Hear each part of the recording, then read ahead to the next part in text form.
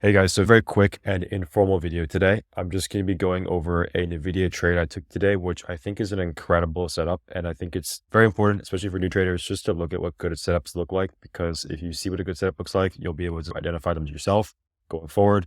It's all very simple. The majority of the setups I look for are just pretty simple break and retests, either demand bounces or supply rejects, or just break and retests. Very simple strategy.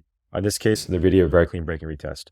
So what I want to show you here is pretty much a larger term picture of NVIDIA, right? Before we even get into a trade, before we even look for a potential entry point, I'm looking at the daily 4-hour time frame. I'm seeing on NVIDIA, we have a very massive uptrend we're holding pretty much since mid-October, right? Mid-October, very solid trend line, 4-hour time frame. We're holding this beautiful trend line with multiple sort of retests off of it, right? And we're not really coming into it today, but we are holding this uptrend, right? That's the first thing I want to see. The second thing I saw is we have a beautiful break and retest forming on the video, right? This already happened. This wasn't the trade today, but larger term picture, this is what happened, right? We have a big rejection. We have a break above, turn into support, move higher, came back down. And this is incredibly important is we retested this sort of breakout level, demand zone, and held it as support. 150 to 149 on NVIDIA was held as support, and that was incredibly important for the overall semiconductor sort of sector today. And because of that reason, we held that sort of demand zone. And on top of that, off of this 170 level, we created a very clean downtrend, right? So past couple of days, since pretty much mid-October, or mid-November rather, we held this sort of downtrend all the way down into this demand zone where we based off of it for 2 days straight.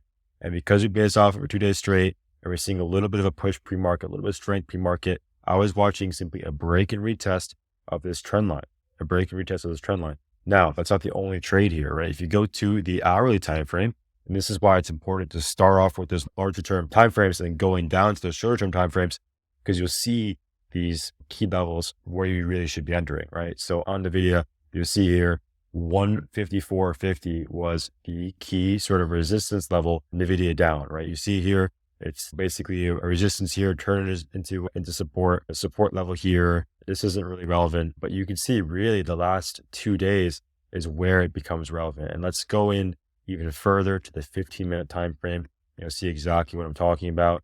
If you go to the 15-minute time frame, you'll see we've been pinned below this 154.50, right? 154.50. Many rejections off of it. This is the key level. It also lines up almost just perfectly with this trend line off that 4-hour time frame, the same one we're looking at, right? So for that reason, right, this morning I was watching a break and retest of 154.50. So that being said, that's the trade. That's what I'm looking at this morning. Now, where did I actually enter the trade? 5-minute time frame. That's where I'm planning my entries off the open. And you can see here, we got a little push off into this 154.50 around 9:30 in the morning, pretty much right off the gate. Big rejection off of that. That's normal. That happens. This is a big resistance level. We have to get a push higher above that level for us to enter. There's no entry yet. There's no candle closure, right? The big thing here is we're looking for candle closure, right? We're looking for a clean candle to close above, and then we're grabbing that retest in the 5-minute time frame. So on NVIDIA, right, you'll see here, big rejection off that 154.50. We got to move higher with some big strength and a little red candle here.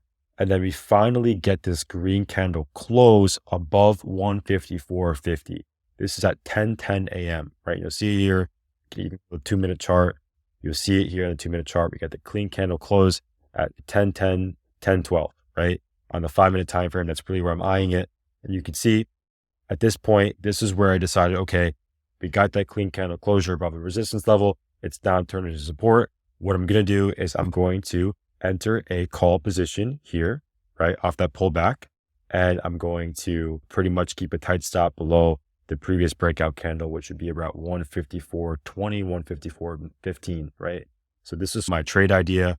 I would be entering here 154.15 change. I would be stopping out off this previous sort of candle low of 154.15 and basically taking it for a big upside move up into the next resistance level, which would be 160.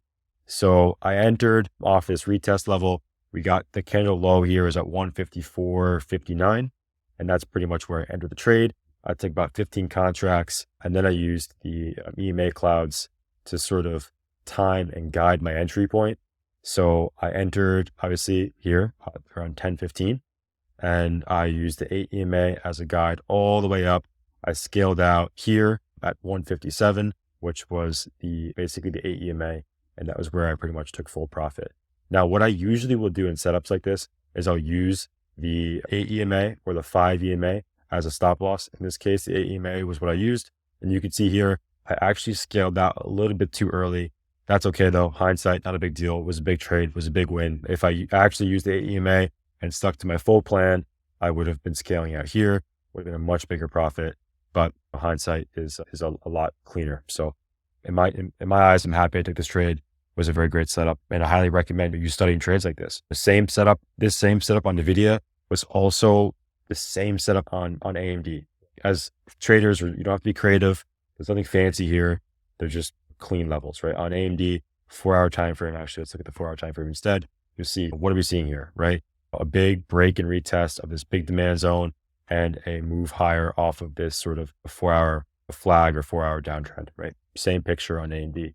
META, we're getting the same thing into close on Tuesday, right? We're seeing a big close above this 111 level. What is 111, right? 111 is the break of the long-term downtrend.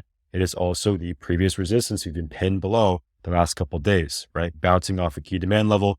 If we hold above 111, we should see some pretty big upside into possibly 112, then 114, and even 116, right?